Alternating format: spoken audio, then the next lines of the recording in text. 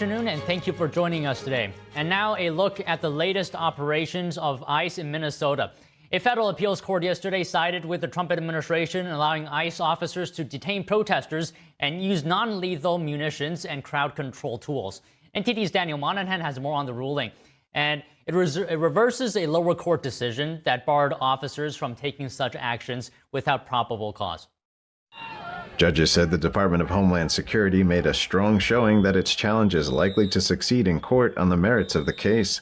The three-judge panel noted video evidence showing the difficulty federal agents face. Many protesters get in officers' faces and block their vehicles, then rejoin the crowd, mixing with those who are merely observing or recording.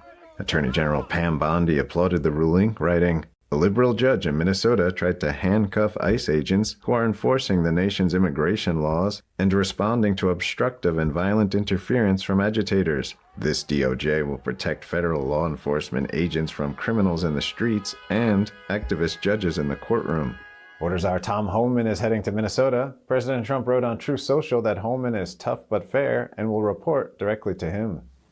Secretary of Homeland Security Kristi Noem called Homan's deployment good news for peace, safety, and accountability in Minneapolis. She said his experience will aid wide-scale fraud investigations and help remove violent criminal illegal immigrants from the streets.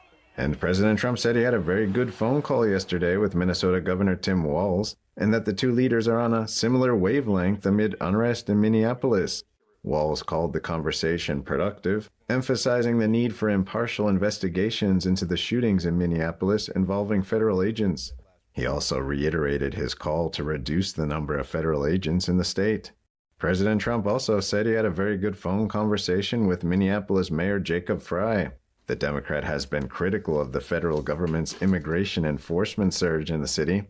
Trump said lots of progress is being made and that White House border czar Tom Homan would meet with Frey today. Frey said he appreciated the conversation and that he expects that some federal agents will start leaving the city. The mayor said he would continue pushing for all federal agents to leave.